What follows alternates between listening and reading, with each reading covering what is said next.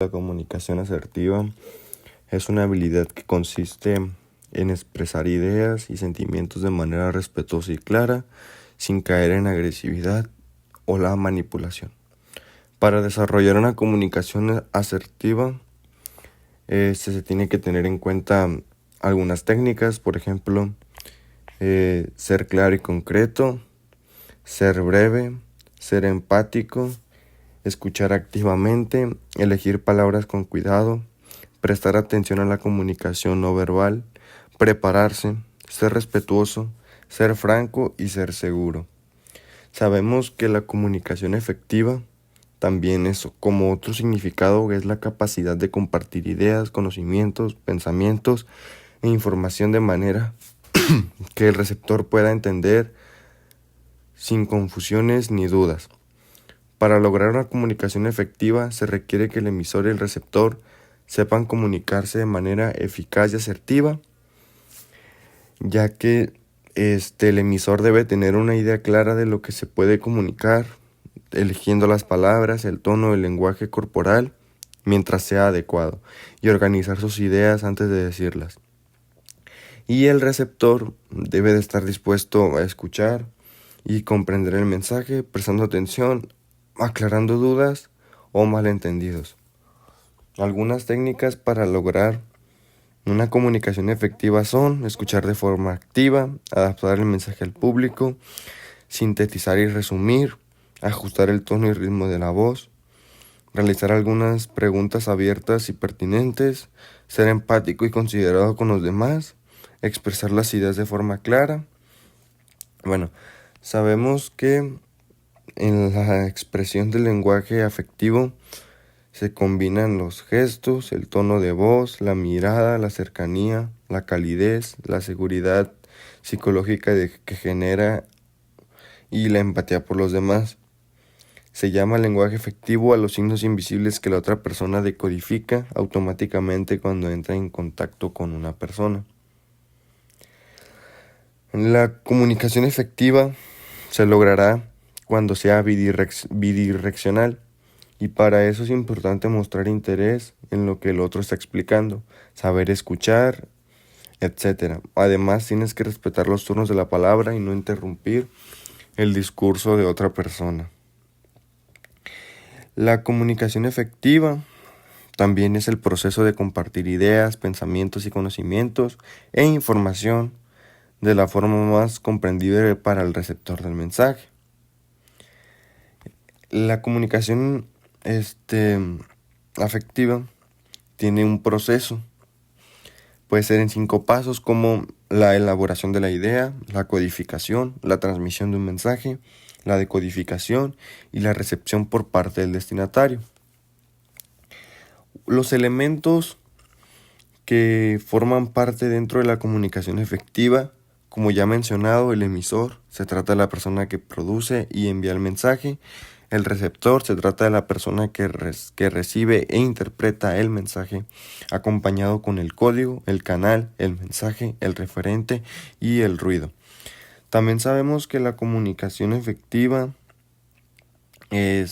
para que sea efectiva, se tienen que definir algunos conceptos o estrategias. Pueden ser definir el tema, utilizar términos clave, utilizar operadores booleanos, utilizar la búsqueda avanzada, utilizar más de una fuente, crear alertas de búsqueda, utilizar comillas, y uno de los más importantes sería evaluar los resultados, ya que esto es importante para verificar su validez.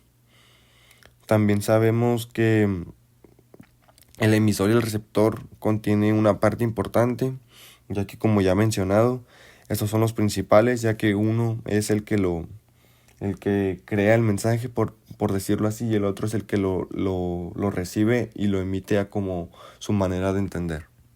Ok, para empezar con el tema de las funciones de comunicación, empezaremos explicando qué es un poco la comunicación. La comunicación es la acción consciente de intercambiar información entre dos o más participantes con el fin de transmitir o recibir información u opiniones distintas. Los pasos básicos de la comunicación son la formación de una intención de comunicar, la composición del mensaje, la codificación del mensaje, la transmisión de la señal, la recepción de la señal, la decodificación del mensaje, finalmente la interpretación del mensaje. Para continuar, la comunicación en general toma lugar en tres categorías: sujetos principales, que son los seres humanos, los organismos vivos y los dispositivos de comunicación habilitados. Hay diferentes formas de comunicación. Las más importantes es, dependiendo de las clases de signos que se emplee, se diferencia la comunicación verbal y no verbal. En muchas ocasiones los signos verbales y los signos no verbales se combinan en un mensaje, dando lugar a formas mixtas de comunicación. Un ejemplo sería un anuncio publicitario, el cine, un cómic, etc. Si se atiende a la relación que se establece entre emisor y receptor, se diferencia una comunicación unilateral y otra comunicación bilateral. La comunicación unilateral se produce cuando el receptor no se convierte en emisor. Sucede en las señales de tráfico. La comunicación bilateral se produce cuando el receptor se puede convertir a su vez en emisor. Sucede en una conversación.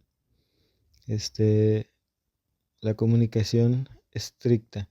La comunicación estricta, a diferencia de la verbal, tiene otra manera de interacción entre emisor y receptor, produciéndose en el tiempo e incluso nunca. Aunque lo escrito puede perdurar a través de la historia, este tipo de comunicación se ha desarrollado gracias al impacto de las tecnologías y las ciencias. Estos procesos de desarrollo se dividen en tres etapas: los pictogramas, como las formas más primitivas de la escritura humana, el desarrollo de, alfabetos en diferentes lenguas, este, y escritos sobre soportes físicos como la piedra, la cera, la arcilla, el papiro y finalmente el papel, y por último la información transmitida a través de medios electrónicos. La comunicación escrita requiere la habilidad interpersonal de procesar, escuchar, observar, hablar, cuestionar, analizar y gestar, y evaluar en tal manera que sea posible la colaboración y la cooperación. Una teoría de comunicación es que el concepto de comunicación en el contexto de la teoría de la información es empleado en un sentido muy amplio, en el que quedan incluidos todos los procedimientos mediante los cuales una mente puede influir en otra. De esta manera se consideran todas las formas que el hombre utiliza para transmitir sus ideas: la palabra hablada, ya sea escrita o transmitida. Unos ejemplos de estos pueden ser el teléfono, el radio, el telégrafo, etc. Los gestos, la música, las imágenes, los movimientos. Y en el proceso de la comunicación es posible distinguir por lo menos tres niveles de análisis diferentes: el técnico, el semático y el pragmático.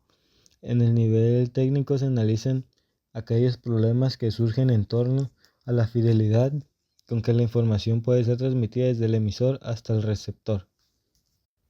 Hay elementos básicos de la comunicación que pueden ser los códigos. Es un conjunto de signos que se combinan siguiendo unas reglas. El canal es el medio físico a través del cual se transmite el mensaje desde el emisor hasta el receptor. El emisor, que es la persona que tiene la intención y se encarga de transmitir una información. El receptor, que se denomina como receptor a la persona que recibe e interpreta el mensaje. El mensaje, que es en el sentido más general, es el objeto de la comunicación. La situación es, en el sentido más general, el espacio donde se desarrolla el acto o situación comunicativo. Marco de referencia en el entorno que marca la situación. Ahora vamos con las funciones de la comunicación. Por último tema, que la comunicación puede tener tres funciones, como informar, persuadir, regular y motivar, entre muchas otras. Las funciones más básicas son cuatro, que son la informativa, tiene que ver con la transmisión y recepción de la información; la formativa, la formación de hábitos, habilidad intelectual y convicciones; la persuasiva, que es el emisor pretende modificar la conducta o opinión del receptor; entretener, el emisor crea contenidos que el receptor disfruta. Y eso sería todo este tema. Bueno, sabemos que existen varios tipos de comunicación, Entre los más importantes vendrá siendo el verbal. El verbal se transmite un mensaje a través de las palabras habladas o escritas. El no verbal se transmite un mensaje a través de gestos, movimientos, sonidos o imágenes. El escrito se transmite a través de un mensaje a través de textos, cartas, correo electrónicos, mensajes de texto, entre otros. El visual se transmite un mensaje a través de elementos visuales como imágenes, gráficos, videos y símbolos. El interpersonal se intercambia información entre dos o más personas en un contexto cara a cara. En grupo se interactúa entre varias personas en un entorno colectivo como reuniones, conferencias, equipos de trabajo o grupos sociales. El digital se convierte en una forma cada vez más relevante de interacción social y profesional. La auditiva, visual, táctil, olfativa y gustativa se distinguen según el sentido o el canal sensorial involucrado. También se puede distinguir estilos de comunicación como la comunicación pasivo-agresiva y asertiva. La comunicación puede ser unilateral o bilateral dependiendo de la relación entre el emisor y el receptor. En la comunicación unilateral el receptor no se convierte en emisor como en las señales de tráfico. En la comunicación bilateral el receptor puede convertirse en emisor como en una conversación. Técnicas de comunicación. Las técnicas de comunicación son métodos que utiliza un comunicador, orador o oyente para mejorar la efectividad y el alcance de cada conversación o interacción. Para una mejor comprensión, se pueden asumir que estas técnicas equivalen a habilidades que una persona debe poseer para tener un proceso de comunicación mucho mejorado. Las técnicas de comunicación se definen como el proceso de transmitir, intercambiar o compartir información, mensajes, pensamientos o sentimientos entre dos o más personas, verbalmente o no verbalmente, para optimizar las posibilidades de obtener nuestros resultados favorables. Ya sea que se trate de un mensaje de otra persona, de una comunicación verbal o no verbal, una empresa debe mantener los estándares de estas comunicaciones para tener una mejor reputación o imagen en el mercado. Sin embargo, tener una comunicación clara y comprensible puede ser difícil para los principiantes. Cuando un empleado trabaja en un entorno formal, debe poseer algunas habilidades de comunicación afectivas. Debe saber cómo comunicarse con diferentes personas, ya sean miembros del equipo, jefes o clientes. Cuando una persona no logra hacerlo, se convierte en un obstáculo para el éxito profesional. Por lo tanto, para mejorar la comunicación, algunas técnicas pueden ayudarte a interactuar o comunicarse de manera efectiva con personas. ¿Cómo se define la comunicación efectiva? La comunicación eficaz es el lugar de trabajo, proceso mediante el cual dos o más personas intercambian información para alcanzar un objetivo común. La comunicación eficaz requiere que los empleados puedan comprender claramente qué se está comunicando, así como y cuándo debe hacerse. La comunicación puede ser verbal o no verbal.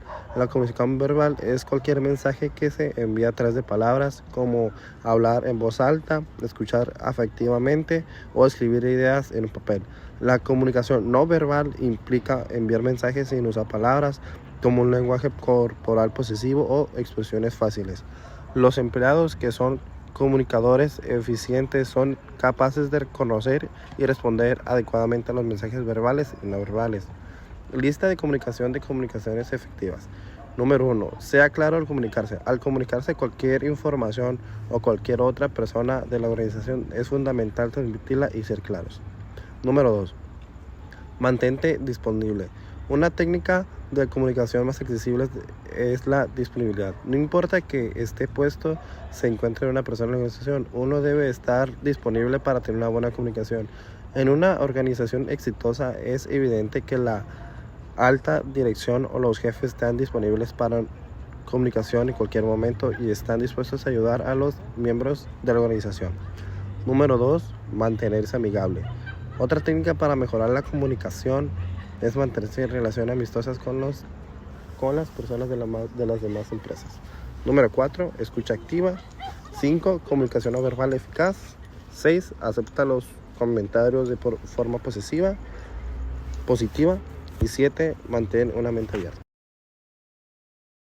Las herramientas digitales son programas y cursos en línea que permiten realizar tareas cotidianas, mejorar la interacción con el entorno y ser más productivos. Algunos ejemplos de herramientas digitales son procesadores de texto, hojas de cálculo, programas de diseño gráfico, programas de análisis de datos, programas de gestión de proyectos, correo electrónico, buscadores y presentadores. Las herramientas digitales son importantes para el éxito empresarial y educativo. Entre sus beneficios se encuentran mejorar la experiencia del cliente, gestionar el talento, optimizar la toma de decisiones, reducir costos, innovar, facilitar la comunicación y colaboración entre equipos, fomentar un ambiente de trabajo colaborativo. En el ámbito educativo, las herramientas digitales permiten a los docentes ofrecer una experiencia educativa moderna a estudiantes. Son fáciles de usar y pueden personalizar para adaptarse a cualquier tipo de enseñanza. ¿Qué son las herramientas digitales y cuáles son? Las herramientas digitales son gestores que permiten crear, organizar y publicar documentos de forma colaborativa. Los sistemas de gestión de contenidos están formados por un conjunto de aplicaciones web que de un modo similar a un portal operan tanto como en Internet como en una intranet. Se pueden categorizar las herramientas digitales. Las herramientas digitales pueden agruparse o categorizarse en función y en base a las necesidades que podemos satisfacer. Mediante su uso de ese método, entre los más populares se encuentran las que incorporan redes sociales y blogs, que permiten compartir información, datos y estimulan el debate y sentido crítico. También están las que componen el CMS, desarrollador para gestionar y cómo crear contenidos digitales. El CMS es un sofisticado sistema de gestión de contenidos en una plataforma informatizada que permite modificarlos en línea, blogs, wikis, entre otros. Ventajas de usar herramientas digitales. Hoy en día el uso adecuado de las herramientas digitales aporta numerosos beneficios, como por ejemplo aprovechan al máximo el tiempo de trabajo individual y grupal, facilitan la búsqueda de información, contenidos y recursos, impulsan y mejoran la productividad, fomentan un vínculo más fuerte con el usuario, permiten realizar estudios de mercado más precisos, proporcionan datos en tiempo real sobre cualquier estrategia utilizada y mucho más. De hecho, utilizar herramientas digitales es fundamental y necesario. Estas herramientas tienen importantes ventajas para hacer que los procesos sean más coherentes, seguros, eficientes y eficaces. Ejemplos de herramientas digitales. Existen muchos que han revolucionado la forma en que las empresas operan, desde plataformas para gestión de proyectos como Trello hasta aplicaciones de colaboración como Slack. Estas herramientas no solo optimizan el trabajo en equipo, sino que también mejoran la productividad en un entorno empresarial cada vez más digital. En conclusión, las herramientas digitales son esenciales en el entorno actual, ya que no solo mejoran la productividad, sino también abren nuevas oportunidades para la innovación y la creatividad. Con un uso adecuado se pueden superar muchos de los desafíos del trabajo y el aprendizaje contemporáneo. Clasificación de sistemas digitales. ¿Qué es un sistema digital? Es cualquier sistema que pueda generar, procesar, transmitir o almacenar señales mediante dígitos y que solo admite valores discretos, es decir, que solo admite un conjunto limitado de números o valores. Sistema analógico. Es cualquier sistema cuyas señales se representan con valores continuos, es decir, que admiten números o valores infinitos. La principal diferencia entre sistema digital y sistema analógico radica en el que el primero es mucho más preciso y la información se puede almacenar de manera más eficiente y en mayor cantidad que en un sistema analógico. Una cosa más es que los valores discretos son variables que no aceptan cualquier valor, sino solo aquellos que pertenezcan a su conjunto, por tanto son infinitos. En este sentido, un sistema digital es todo dispositivo que manipule datos mediante dígitos que casi siempre están representando con el código binario. El sistema binario solo admite ceros y unos como valores, por lo tanto se trata de valores discretos. Actualmente los sistemas digitales se encuentran incorporados en dispositivos magnéticos, electrónicos y mecánicos. Tipos de sistemas digitales combinaciones. En este caso, la transmisión de la señal depende de los valores que admitan las entradas. Por ejemplo, no se puede ingresar código no binario en un sistema binario. Sistemas digitales secuenciales. La salida de la señal depende de tanto de los valores de la entrada como del estado total del sistema, entrada, salida y memoria. Ejemplos de sistemas digitales. Uno, las grabaciones de audio y video, cuya información se guarda en millones de bits que luego se pueden almacenar en diferentes tipos de dispositivos. 2, computadoras. 3, teléfonos móviles. Y cuarto, las calculadoras, balanzas electrónicas y otros instrumentos digitales de precisión. Ventajas de los sistemas digitales. Los sistemas digitales tienen las siguientes ventajas. Menor tamaño. Los dispositivos basados en sistemas digitales tienden a hacerse cada vez más pequeños. Eficiencia. La información digital se almacena rápidamente y en cantidades cada vez más grandes. Precisión. Como los sistemas digitales solo admiten valores discretos, son mucho más precisos. Diseño. Los dispositivos basados en sistemas digitales tienden a hacerse cada vez más fáciles de diseñar. Estabilidad. Los sistemas digitales son menos susceptibles al ruido, es decir, a todas las posibles perturbaciones de la señal. Desventajas de los sistemas digitales. Aunque los sistemas digitales han contribuido en gran medida al desarrollo tecnológico, también tienen sus desventajas. Conversión. La naturaleza de las variables físicas es analógica: sonido, temperatura, distancia y peso. Por lo tanto, es necesario usar un conversor para transformarlas en datos digitales. Ancho de banda. La transmisión de señales es un sistema digital, requiere de un ancho de banda mucho mayor que un sistema analógico. Alteración. Los sistemas digitales pueden alterarse o manipularse con relatividad facilidad con respecto a los analógicos. ¿Qué son los entornos digitales? Los entornos digitales son el conjunto de plataformas y aplicaciones tecnológicas que permiten a la persona y organizaciones interactuar dentro del espacio virtual.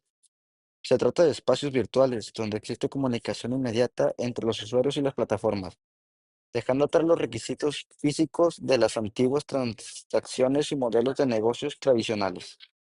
Principio de los entornos digitales. Principios de los entornos digitales. Antes de explicar a fondo los entornos digitales y el manejo de la información, especialmente dentro de las empresas, es necesario hablar de los principios básicos y características de los entornos digitales para garantizar los derechos de los usuarios. Accesibilidad. A través de medios que garanticen el acceso a todo tipo de personas y organizaciones, es igualdad de condiciones o la información y funcionalidades dentro de los sistemas. Privacidad. Por medio de medidas específicas que respeten el tratamiento de datos personales e informen con detalle los procedimientos y los tipos de datos usados para fines comerciales. Legitimación. Informando sobre las otras bases jurídicas que justifiquen el tratamiento de datos personales, tales como el cumplimiento de contratos, obligaciones legales, intereses legítimos, relevantes, entre otros. Consentimiento. Esto se refiere a la manifestación voluntaria, ejecutada por el titular de los datos para el uso de sus datos personales. Conocidos estos aspectos, podemos explicar cómo los entornos virtuales y negocios digitales pueden y deben utilizar la información responsablemente. Entornos digitales educativos. También conocidos como entornos virtuales de aprendizaje, los entornos digitales educativos son plataformas educativas diseñadas específicamente para mejorar los procesos de enseñanza o a través de espacios virtuales y herramientas interactivas. Con el objetivo de mejorar las actividades de manejo de información dentro de este tipo de interfaces, es esencial que las organizaciones trabajen en aspectos como protección de la privacidad, garantizando que la información de estudios, profesores y administradores esté protegida por las regularizaciones más conocidas. Colaboración, facilitando entornos digitales de colaboración segura y productiva, promoviendo lenguaje y comportamientos respetuosos y herramientas de comunicación encriptada. Seguridad en línea, promoviendo prácticas de protección en entornos digitales donde los menores interactúan regularmente como controles parentales, filtros de contenidos o concientización del uso de la tecnología. Acceso equitativo. garantizando que todos los estudiantes tengan acceso a los entornos digitales, independientemente de su ubicación geográfica o nivel socioeconómico. En resumen, los entornos digitales son espacios virtuales iniciales en la vida diaria de las personas, organizaciones y empresas, dado que facilitan la comunicación, colaboración y el flujo de trabajo en múltiples aspectos de la cotidianidad. Una herramienta como firma electrónica es esencial para la implementación de entornos digitales en las compañías, sin importar su tamaño, dado que se incrementa la seguridad, la eficiencia y la accesibilidad en los procesos de firma y aprobación de documentos. Tendencias digitales. ¿Qué podemos esperar acerca de las tendencias digitales de comunicación? Número 1. Mejores analíticas, mayor personalización. Se espera la aparición de diversas herramientas y grandes mejoras en cada red social. Facebook Genius se erige como la más completa de las mismas actualmente, pero tanto desde LinkedIn como Twitter y YouTube se han asegurado mucho mejoras. Esto se advierte como algo especialmente necesario en los casos de Instagram y Snapchat, cuyas analíticas propias actuales no alcanzan el suficiente y por lo tanto son incapaces de definir perfiles específicos de la audiencia de una manera eficaz. Mejores capacidades métricas deberían en datos más precisos de cada colaboración de diferentes bulle persona. A consecuencia podrán colaborarse contenidos 100% orientados a los gustos. Número 2. El video online se consolidará de forma definitiva. No es ningún secreto que YouTube lleva algunos años posicionándose como el segundo buscador más utilizado, obviamente por atrás de un imbatible Google, a pesar de que para muchos este aún está visto como una plataforma demasiado juvenil y de escasa claridad. Los apuntan aún que los años más del % 80 de contenido consumido en internet serán videos. Número 3. Retransmisiones en directo. Facebook, Twitter, Instagram y más recientes Snapchat se han ido actualizando en un formato de retransmisiones en directo que yo